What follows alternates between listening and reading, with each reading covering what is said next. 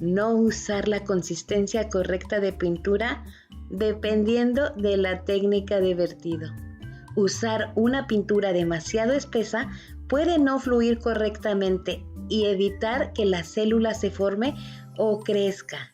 Hará que se craquele en el proceso de secado, mientras que una pintura demasiado líquida afectará el control del flujo y provoca que las pinturas pierdan su intensidad de color, que los colores queden sucios y en el proceso de secado la pintura siga fluyendo y hará que los efectos y patrones creados se desvanezcan y hasta que se pierdan. Usamos aproximadamente 5 consistencias diferentes. Aunque la diferencia en la consistencia puede ser muy sutil, te puedo asegurar que marca una gran diferencia en los resultados si usas la consistencia correcta para cada técnica de vertido. Próximamente te haré un video donde te hablaré qué consistencia de pintura necesitamos para las diferentes técnicas de vertido. Error número 6. Vertir más pintura de la necesaria sobre el lienzo. Te obligará a mover en exceso la pintura para eliminar el excedente y provocará diferentes situaciones.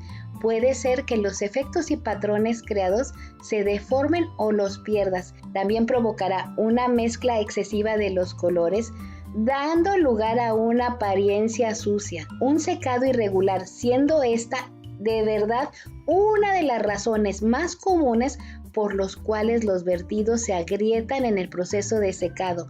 Es debido al exceso de pintura que queda sobre el lienzo. Esto aunado a una mala preparación de la pintura y el medium que estemos utilizando. Error número 7. Mover o extender demasiado la pintura. Este error puede afectar tanto a la distorsión de los patrones como a la pérdida de los efectos creados. Este proceso es esencial, ya que su función principal es distribuir la pintura de forma uniforme sobre la superficie. Alguna de las razones por la que puedes perder el control en este proceso es porque has vertido poca pintura y quieres extenderla para cubrir todo el lienzo. O por el contrario, has puesto demasiada pintura y necesitas eliminar el exceso. O simplemente también fue porque te excediste en su manipulación.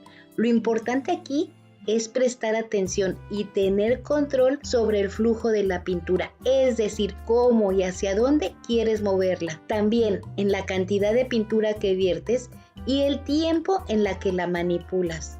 Específicamente en este proceso, tener el control te ayudará a crear obras definidas y visualmente cautivadoras.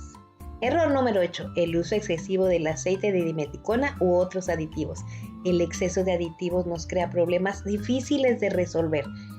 Por ejemplo, que la pintura no se adhiera uniformemente al soporte.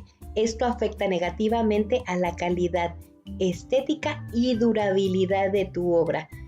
Es un error provocado por pensar que añadiendo más aditivo a la pintura lograremos más efectos. Y esto no es así. Se recomienda aplicar apenas 3 pequeñas gotas de aditivo a cada color de pintura. Te puedo asegurar que eso es suficiente para crear los efectos de células. Otro error muy común es añadir aditivo a la pintura base, es decir, a la pintura con la que vamos a fondear el lienzo. A esta pintura nunca deberíamos aplicarle ningún aditivo. El aditivo no permitiría que esa pintura se adhiera al lienzo. Cuida no abusar de los aditivos, ya que también te afectarán o dificultarán la aplicación de acabados posteriores, como por ejemplo la aplicación de barniz, de resina o cualquier otro material.